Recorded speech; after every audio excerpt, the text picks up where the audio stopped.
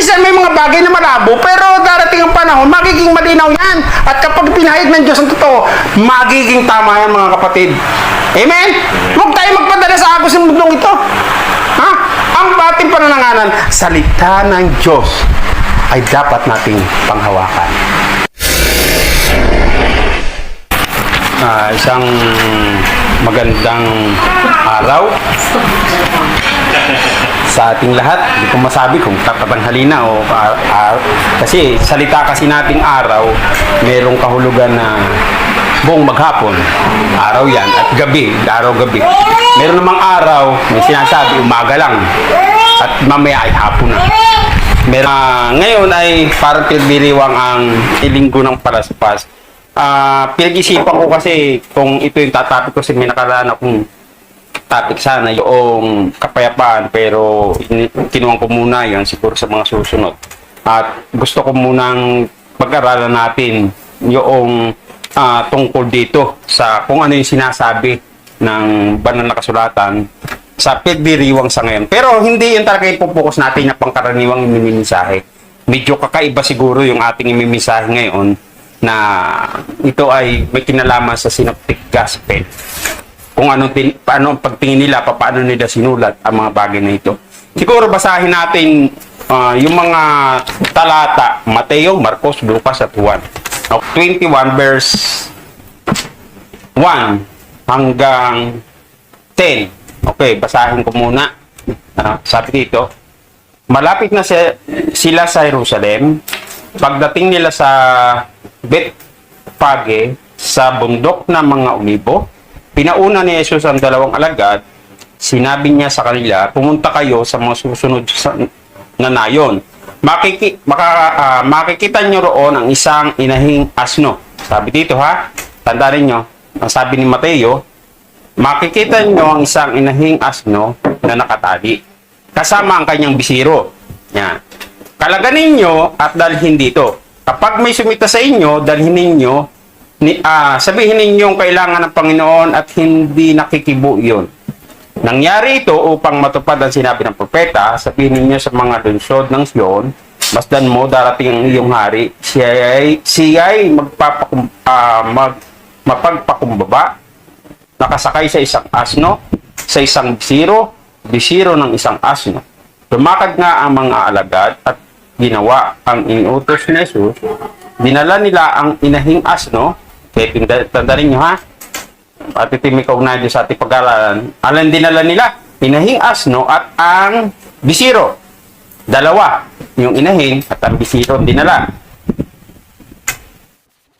Isinapin nila sa likod ng mga ito ang kanilang balabal at sumakay si Jesus. Maraming naglatag ng kanilang balabal sa daan. Ang iba na may pumutol ng mga sanga ng kahoy. Okay? Pumutol ng sanga ng kahoy. At inilatag din sa daan. Nagsigawan ng mga taong nauna at sumunod sa kanya. Mabuhay ang anak ni David. Pagpalain ang dumarating sa ngalan ng Panginoon. Purihin ng Diyos. Pagpasok na Jesus sa Jerusalem, nagulo ang buong lungsod. Sino kaya ito? Tanong niya si Jesus, ang propetang taga Nazaret, Galilea. Sagot naman ng karamihan. Okay, sa Marcos 11 naman po. Tingnan natin Titingnan natin itong apat na pahayag na ito. 11, talatang 1 hanggang sumusunod. Palapit na sina Jesus sa Jerusalem, nasa gulod ng bundok ng mga Olibo. Nasa gulod ng bundok ng mga Olibo at natatanaw na ang mga bayan sa Bethphage sa Bethany. Pinauna ni Jesus ang dalawa sa mga alagad at sinabi sa kanya, pumunta kayo at sa susunod na nayon. At pagpasok dooy, makikita ninyong nakatali ang isang bisiro. Kanina, isang inahing at bisiro. Ngayon kay Mateo. Dito, sabi ay, sa pagpasok doon, makikita nyo sa nakataling isang bisiro na hindi pa nasasakyan inuman. Kalaganin nyo at dalhin dito.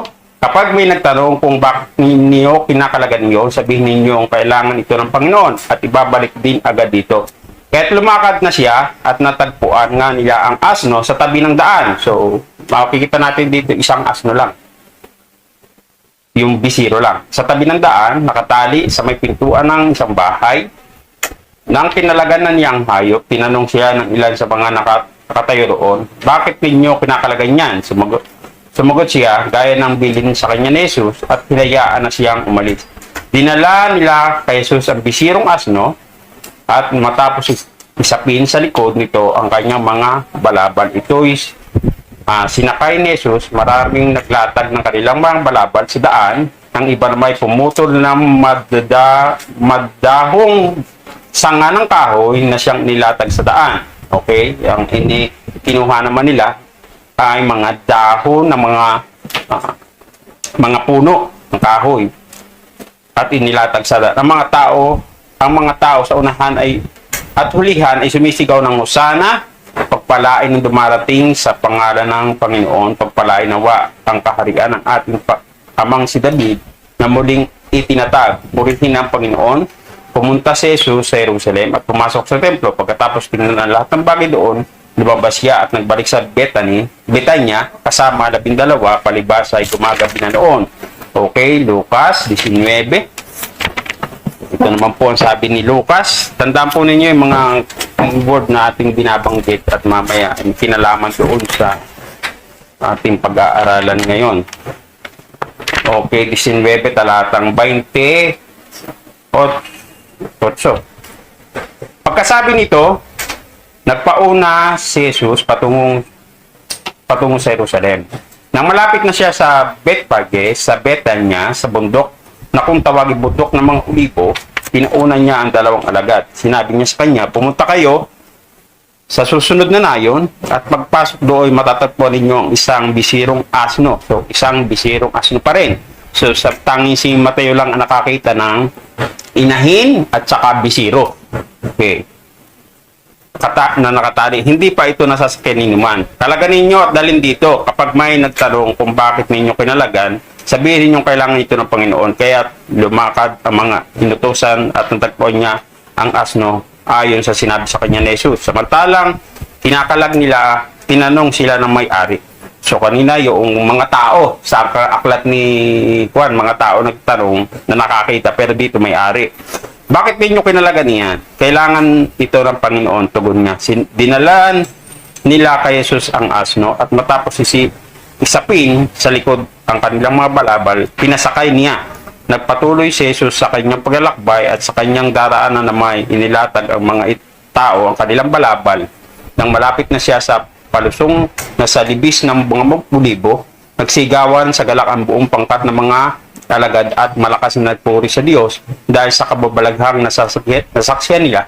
Sabi niya, purihin ang hari na dumarating sa pangalan ng Panginoon, kapayapaan sa langit, purihin ang Diyos. Sinabi sa kanya ng ilang pariseo kasama ang karamihan, Guro, sawayin mo ang mga alagad. Sumagot siya, sinasabi ko sa inyo, kapag tumahimik sila, ang mga bato na ang sisigaw. Okay, sa huli, Juan 12. Talatang 12 din.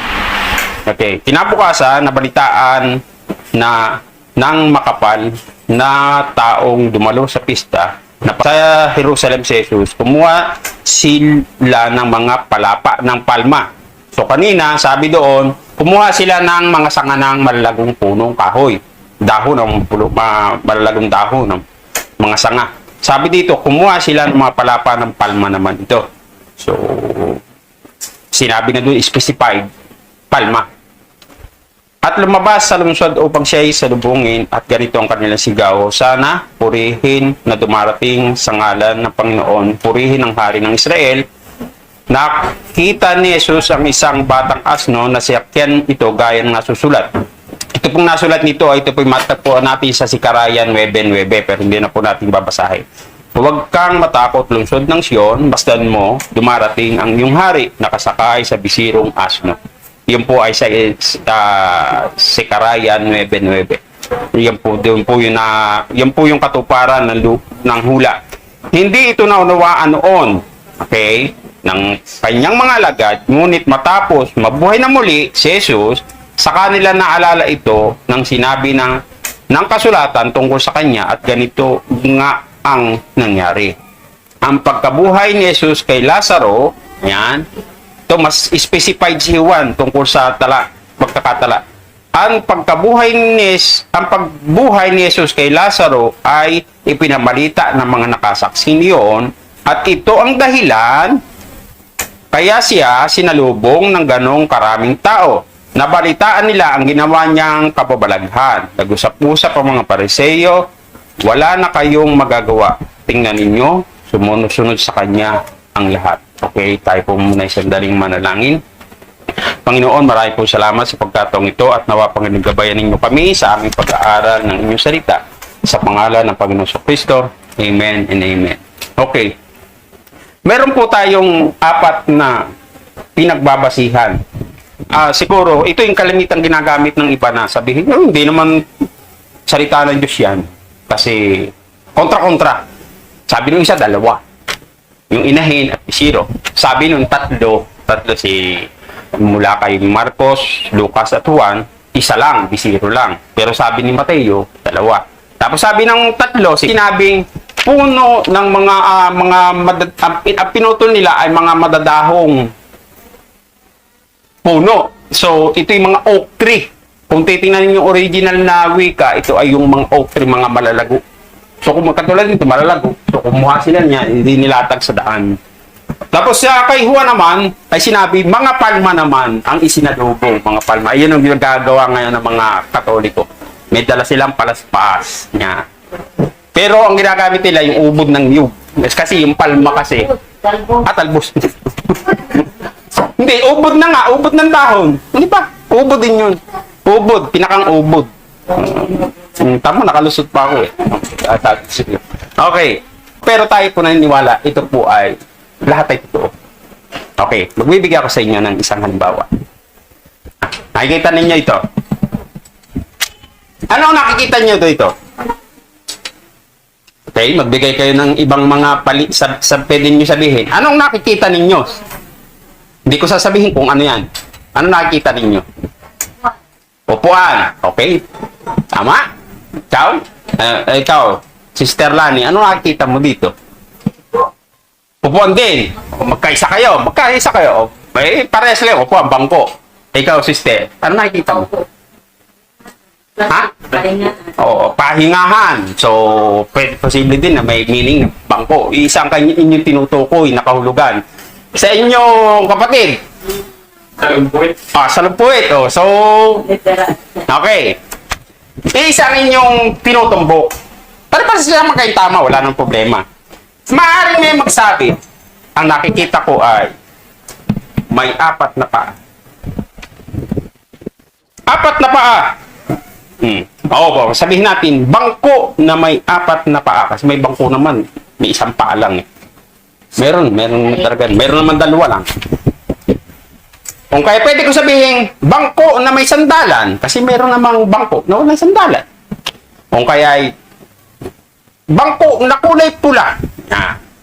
So, pare-parehas tama. Wala tayong pagtatalunan dyan eh. Pare-parehas tama yan. Ngayon, kung ikaw yung nagsusulat, maaari mo sabihin na naupo ang Panginoon sa may 4 na paa. Naupuan. Wala nang problema. Tama rin. Di ba? Tama. Naupo ang Panginoon sa isang kulay pulang upuan. Tama din naman. Walang kontrahan yon. So, tama si Mateo, Marcos, Lucas, o Juan. Si Mateo nakita niya, 2 ang nakita niya. Isinama yung inahin. Ha?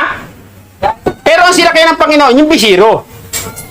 Isinama yung inahin. Pero hindi na isinulat ni Marcos, Lucas, at Juan, yung inahin. Pero ang totoong pangyayari, nakita ni Mateo, kasama yung inahin. Maaari din isinakay yung mga ibang dalahin. Maaari, kasi wala namang specific na sabing ganon. So, walang kontra. Walang kontra doon. Okay. Sinabi doon na nagkuha sila ng mga sanga ng puno. So, maaari talagang mga puno. Kasi, kung palma lang naman ang kukunin nila, dahon ng palma, mauubos yung dahon ng palma sa dami ng tao. Anong ginawa doon sa mga puno? Inilatag sa daan. So, ang palma naman talaga, hindi pinalalatag sa daan, ipinangwawagayway. So, nakita naman ni Juan, yung iginawagayway, hindi yung inilatag doon sa daan. Okay, di ba pag magsama-samahin mo, ganito, mangyayari. Ang Panginoon ay pumasok sa Jerusalem, nakasakay siya sa isang bisiro, nakasama yung inahin. Ayan, ha? At ang mga tao ay kumuha ng mga dahon ng puno ng kahoy, sanga ng punong kahoy na madadahon at tinilatag sa daan, at ang iba naman ay may dalang mga palma na nagwawagayway. Yun, buong katotohanan. Ngayon, ganito, parang ganito. Mayroon kasing minsan, nagkakaroon naman ng ibang interpretation. Iba kasi yung katotohanan na nakita mo. Iba din naman yung nagkaroon ka ng isang interpretation. Paano? Ganito, magkakaroon ka ng isang interpretation. Magpapakita ko sa inyo isang halimbawa. Number 6. Number 6. Baliktarin mo. 9. Itagilid mo, ano makikita mo? Hindi 6 yan. Kapag ganyan, baliktad eh. Parang sulat na ng kuha niyan. Mga parang pinagkabit-kabit na I at E. Pag binaliktad mo pa sa kabila, nakikita mo na iba namang anggulo naman. O, di ba? So, maaari kang, sabi mo, magtatalo-talo eh. Hindi, 6 yan. Sabihin mo iba. Ay, hindi, 9 yan. Sabi, hindi. Ito pa, isa pa. Letter W. Yung W, kita natin ganyan ang tsura niya. Pag binaliktad mo, N. Pag inikot mo na patakilid, pwedeng E. Pwedeng 3. Pag binaliktad mo ng kabila, number 3. Ay ngayon, sabihin mo, alin ang tama? Iyon ay, mayroong tama doon. Magkaiba kasi yung pagtingin sa tama at iba yung pagtingin na mayroong sariling interpretasyon. Pagdating doon sa mga ganyan, may sarili silang interpretasyon. So, doon nagkakaroon ng pagkakamali.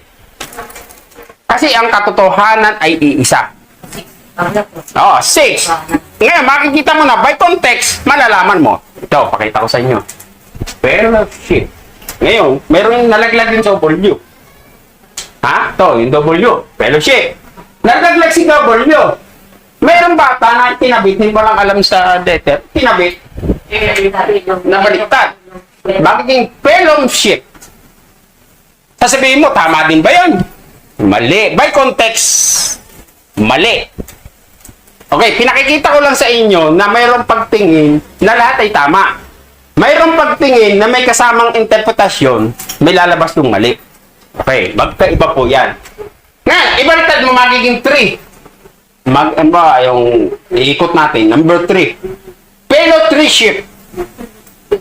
Magiging fellowship. Pag ibaliktad mo magiging naman nyo, fellowship. Oh, so, magkakaroon tayo ng kwan, by context, malalaman natin ang tama, W. Kasi, isasama natin siya lahat. Pero kung single lang siya, medyo magkakaroon ng iba't ibang paliwanag. Pero ito si Mateo, Marcos, Lucas at Juan, nakita nila lahat ng tama. Pero hindi siya kasinong kompleto kasi mayroon silang katulad ni Juan. Ang gusto lang kasi ipakita ni Juan na matupad ang kautusan na sinabi sa Zechariah 9:9 na siya sumakay.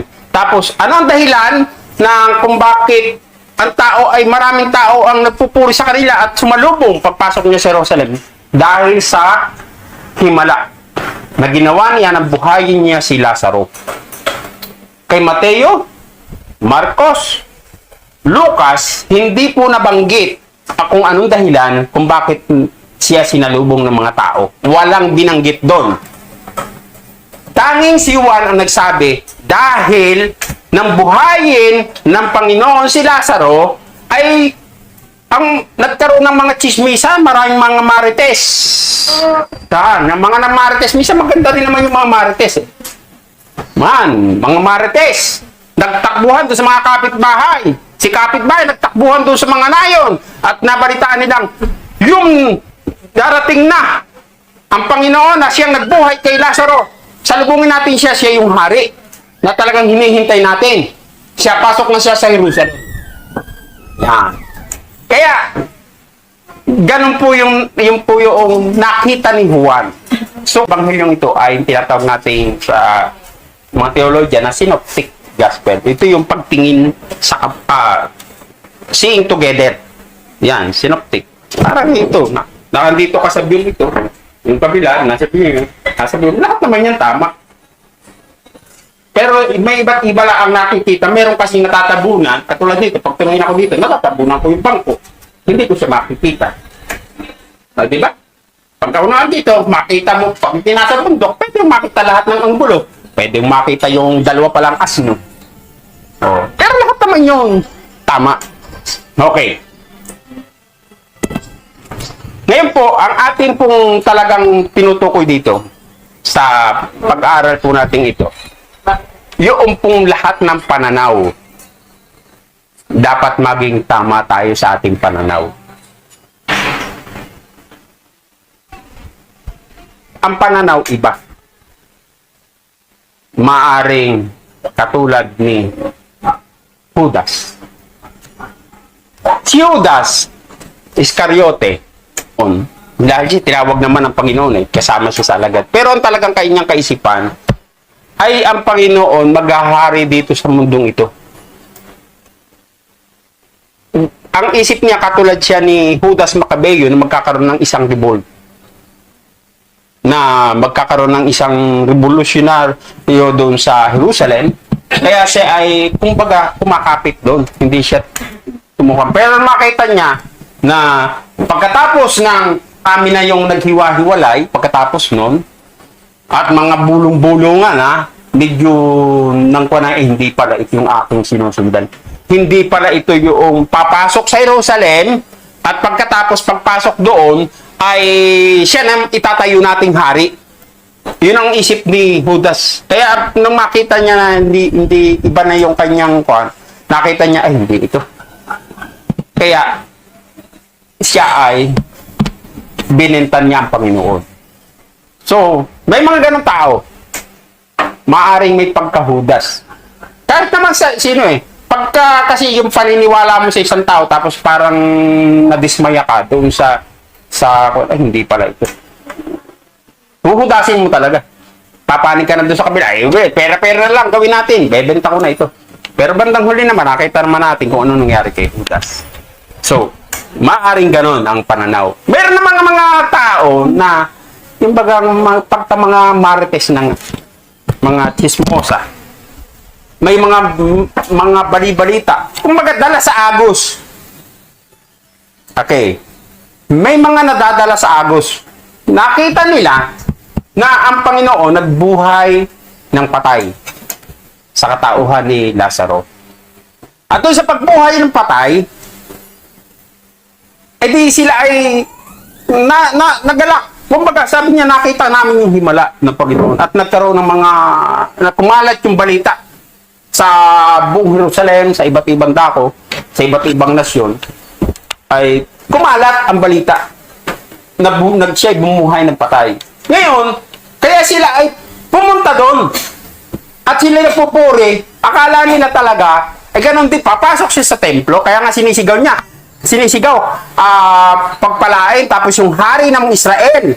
Di ba tinalaga talaga siyang hari na doon Hari talaga tinatalaga na talaga siyang hari. Tapos yung pumasok siya doon sa templo, giniba niya yung pinag-itsahan niya, pinagbalyahan niya yung mga magtitinda doon.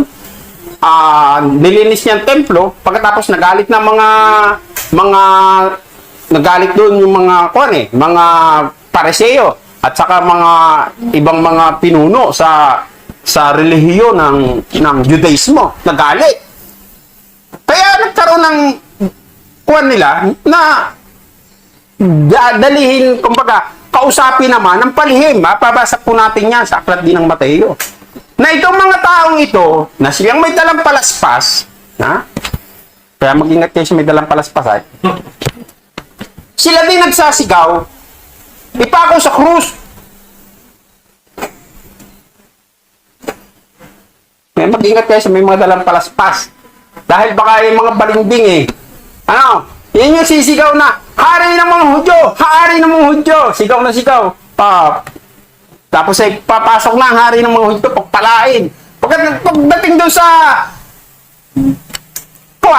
panahon na ang Panginoon ay nandun na sa harap ni Pilato, ay sabi, ipako sa krus! Ipako sa krus! Okay, basahin natin. Mateo 27. Talatang 15, tuwing pesta ng Pasko, ugalian na ng mga gobernador na magpalaya ng isang bilanggo.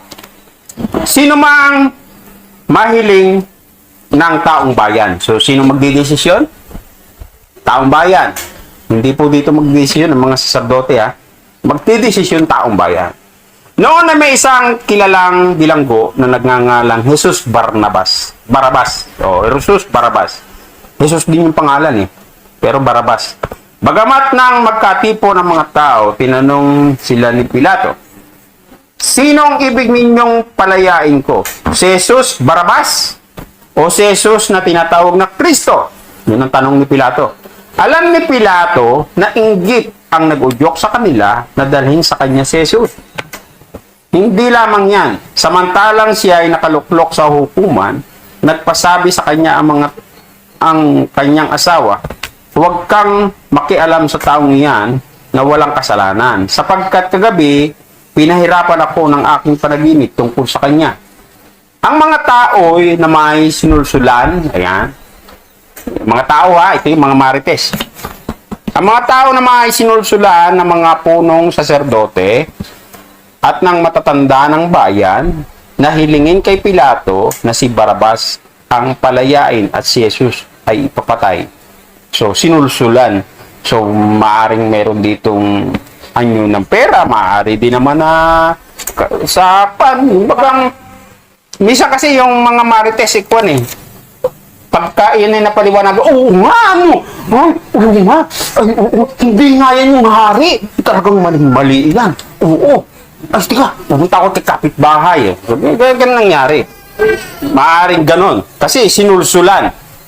Muli silang tinanong ng gobernador, sino sa dalawang ibig ninyong palayain ko? Si Barabas po, sagot nila. Sinabi sa kanya ni Pilato, kung ganon, anong gagawin ko kay Jesus na tinatawag na Kristo? Sumagot ang lahat, ipako sa krus. Ang sabi dito ha, hindi sinabing sumagot ang iilan. Taong bahay nakausap dito ha. Ang sabi dito, tinanong sila at sumagot ang lahat, ipako sa krus. Bakit? Anong masama ang ginawa niya? Tanong ni Pilato. Ngunit lalo pa silang isinigaw, ipako sa krus. Walang dahilan kung bakit sinabi na ipako sa krus. Basta sila sumisigaw, ipako sa krus, ipako sa krus. Nang makita ni Pilato na wala siyang magagawa at nalaman pang nagkagulo ang mga tao, nagpakuha siya ng tubig at naghugas ng kamay sa harapan ng mga tao. Wala akong pananagutan sa kamatayan ng taong ito. Bahala kayo, sabi ni Pilato. Sumagot ang mga tao, pananagutin namin ang aming mga anak ang pagkamatay niya. At pinalaya niya si Barabas. Ngunit ipinahugupit si Jesus at ibinigay sa kanila upang ipako sa krus. Marami naman taong ganyan eh, sa panahon natin ngayon. Yung bang dala sa agos. Kapag ka ang isang iglesia marami, siksikan. Doon tayo. Dala sa agos eh. Masaya doon. Doon napunta. Kumbaga, ay dito, kaunti. Huwag tayo yan. Doon tayo sa mas marami, masaya. Di ba daw masin yun? Kaya yung iba ba, di ba? Kahit nga sa business eh. Di ba nung mauso yung ukay-ukay, Tapos hindi natin alam kung totoo talaga yung o promote lang. Na doon sa ukay-ukay, makukuha natin. Agawan bago pa nang bubuksan yung gate, tatakbuhan ng mga tao. Di ba? Ikinukuha nila sa social media, takbuhan na, agawan. Oh. Dahil doon sa, kaya lang nagsimula yan noong magkaroon ng na trending yung isang balita na nakakuha yung isang namimili ng isang t-shirt na mamahalin na ibenta yata ng nasa maabot ng 90,000 ang isang t-shirt na ukay-ukay na i-post niya, nabili lang sa halagang kung magkano lang yung kasi bulto-bulto, tapos ipinopost niya, mahilig siyang mag-post kasi business, tapos nabili yata sa kanya parang 17,000, tapos yung 17,000 nabili naman ng umabot hanggang ng 90,000 yung isang t-shirt na yun kasi doon sa icon na naka-kon doon. Kasi bibihira daw yun. Yung, ano yun.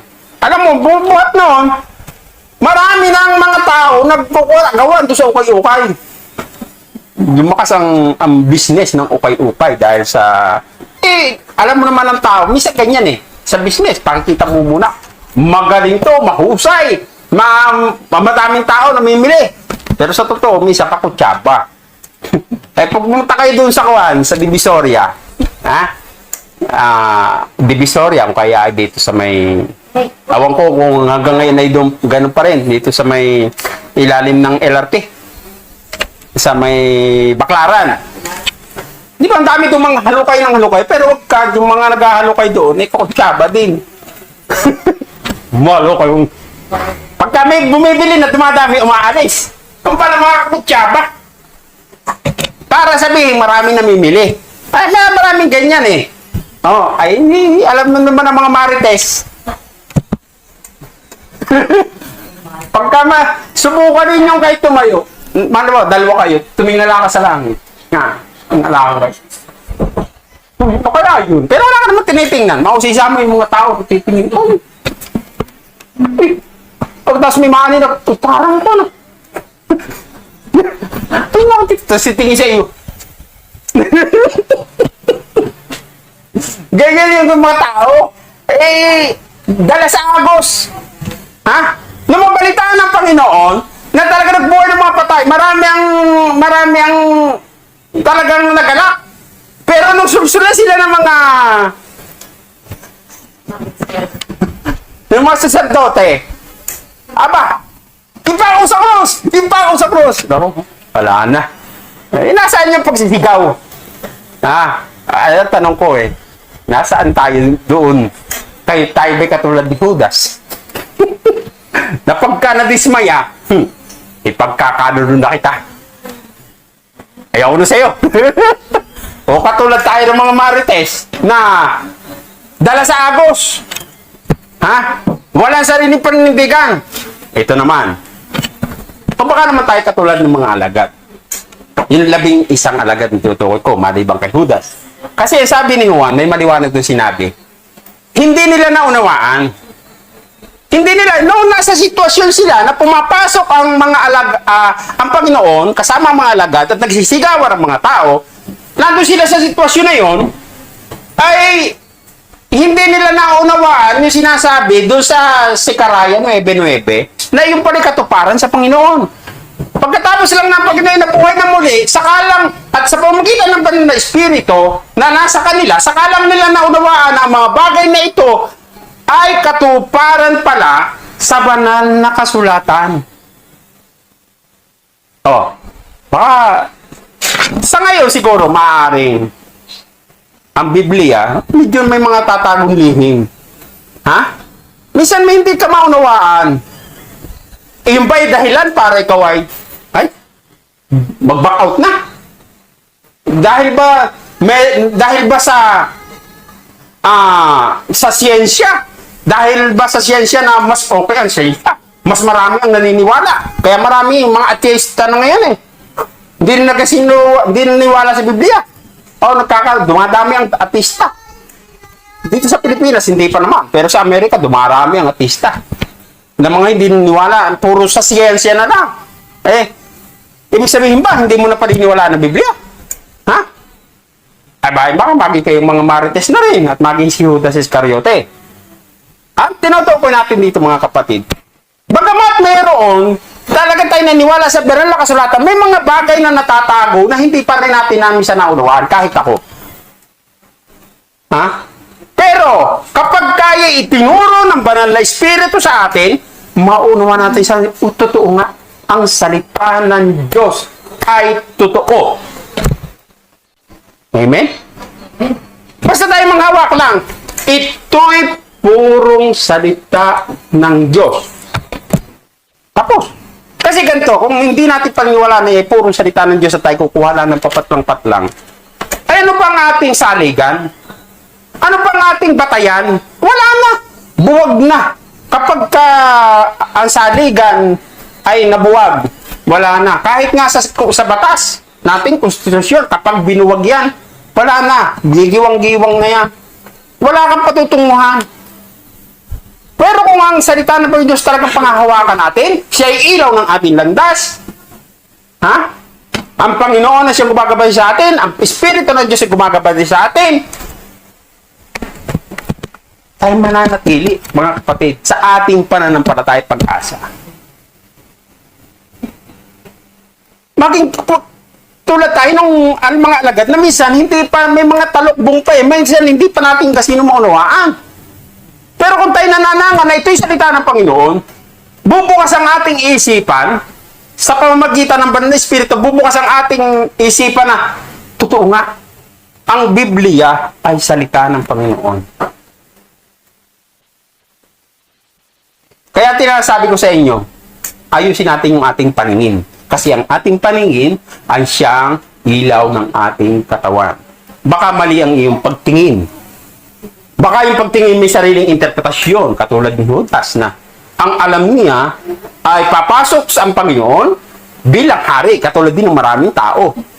Pinagkanulo nga, kaya kanulo din ng mga ibang mga tao na maiksi ang kanilang paningin. Akala nila pagpasok doon sa Jerusalem, ay dire-diretso na, si tatayo na bilang hari, at ang mga tao susuporta na lang sa kanya. At ang mananakop na Roma ay maalis kasi gusto ng ibang mga Hudyo na maalis sa pananakop ng Roma ng panahong iyon. Akala niya tatayo talagang hari at papalitan na si Herodes. Pero hindi, nagkamali sila. Kasi ang kanilang pananaw sa mundo lang na ito. Ha? Hindi nila naisip. Kaya sabi, tinanong siya na Pilato ang sagot ng Panginoon, ang bakit paghahari hindi sa mundo? May pa nga si Pilato, medyo naunawaan Medyo naunawaan. Kaya naghugas siya ng kamay, pero ibang usap na yun, ibang talakay na yun. Pero, Kaya, sinasabi ko, anong magiging pananaw ninyo? Ito, isama rin natin. Dapat ang pagtingin natin tama. Although meron tayong mga bagay na hindi nakikita. Katulad ng Synoptic Gospel. Ang Synoptic Gospel, nagsasabi siya ng lahat ng katotohanan. May mga bagay na hindi siya nakikita dahil hindi naman talaga yun yung pinakang paksa niya. Gusto lang, katulad ni Juan, gusto niyang ipakita lang na ang ebanghelyo at ang mayroon tayong buhay na walang hanggan. So yun talaga doon siya nakapokus. Dito naman kay Mateo, nakapokus siya doon sa mga aral ng Panginoon. Ito naman kay Lucas, nakapokus siya doon sa istorya ng Panginoon. Sabi niya, isasaysay po ang pagkakasunod-sunod. Kaya, yun yung kanyang focus.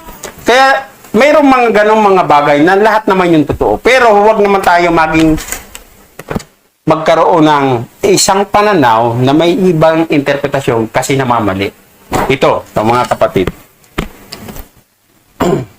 Mayroong tao na tumitingin hindi sa positive. Nakatingin sila anong pula.